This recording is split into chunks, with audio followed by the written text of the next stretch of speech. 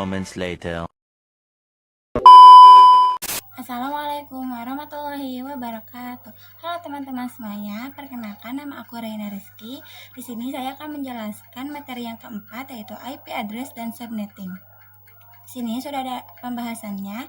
Yang pertama, pengenalan IP address dan subnetting, IP public dan IP private, classful dan classless addressing, kasus subnetting, konsep blok subnet, IPv4 delivery type, dan konsep switch dan router.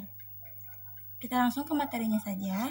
Di sini sudah ada pengenalan IP address dan subnetting. Ketika suatu perangkat ingin terhubung ke perangkat lainnya, baik itu menggunakan wired ataupun wireless, tentu saja memerlukan identitas nama pada setiap perangkat. Identitas tersebutlah yang dinamakan IP address. Sedangkan subnetting adalah upaya atau proses untuk memecah sebuah network dengan jumlah host yang cukup banyak menjadi beberapa network dengan jumlah host yang lebih sedikit. Teknik subnetting membuat skala jaringan lebih luas dan tidak dibatasi oleh kelas-kelas IP atau IP class seperti A, B, dan C yang sudah diatur. Selanjutnya ada IP public dan IP private. Singkatnya, IP public merupakan IP yang digunakan di internet dan bisa diakses dari mana saja. Jadi, misal kalian mengakses facebook.com, youtube.com, dan lain sebagainya, maka secara tidak sadar kalian sedang mengakses IP public masing-masing yang dimiliki oleh mereka, asalkan device kalian terkoneksi ke internet. Sedangkan alamat IP private biasanya digunakan di dalam jaringan lokal dan tidak dapat diakses langsung dari internet.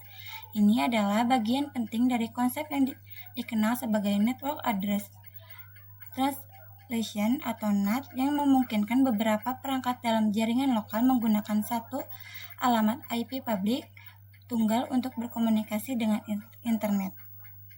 Selanjutnya ada classful dan classless addressing. IP address privat yaitu alamat IP yang digunakan pada jaringan lokal atau LAN. Sedangkan IP address public yaitu alamat IP yang dapat diakses secara global di internet, contohnya public DNS Google 8.8.8.8 dan 8.8.4.4. Seperti contoh gambar-gambar di bawah ini. Selanjutnya ada kasus subnetting. Kasusnya, Anda memiliki jaringan dengan alamat 192.168.10.0/24 dan ingin membagi jaringan ini menjadi 8 subnet. Berapa prefix yang sesuai subnet mask, IP network, IP broadcast, dan rentang IP yang dapat digunakan untuk setiap subnet. Langkah-langkah yang pertama, tentukan jumlah subnet yang digunakan. Anda ingin 8 subnet. Untuk itu, kita membutuhkan 3 bit tambahan, karena 2⁻³ sama dengan 8. Yang kedua, hitung prefix baru. Jaringan asli menggunakan per 24, tambahkan 3 bit untuk subnetting, sehingga prefix baru menjadi per 27 atau 24 tambah 3 sama dengan 27. Yang ketiga, hitung subnet mask. Prefix atau 27 berarti subnet mask 255.255.255.224.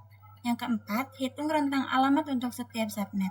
Dalam ber-27 ada 32 alamat atau 2⁻⁵ sama dengan 32 di setiap subnet dengan 30 alamat yang bisa digunakan atau 2 alamat di pesan, alamat jaringan, dan alamat broadcast. Selanjutnya ada konsep blok subnet. Blok subnet adalah cara untuk membagi jaringan IP besar menjadi bagian-bagian yang lebih kecil atau subnet sesuai kebutuhan. Misalnya, jika Anda punya jaringan dengan alamat 192.168.1.0/24 dan ingin membaginya menjadi beberapa bagian kecil agar lebih efisien, Anda bisa menggunakan blok subnet seperti ini. Intinya, blok subnet membantu membagi alamat IP besar menjadi bagian kecil yang pas dengan jumlah host yang dibutuhkan, sehingga menggunakan alamat IP jadi lebih efisien. Selanjutnya ada IPv4 delivery type.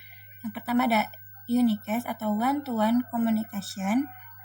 Adalah proses pengiriman data yang diterima oleh sebuah host aja. Jadi proses pengiriman datanya diterima oleh satu host aja. Contohnya seperti komunikasi yang digunakan oleh IP address baik itu kelas A, B, dan C.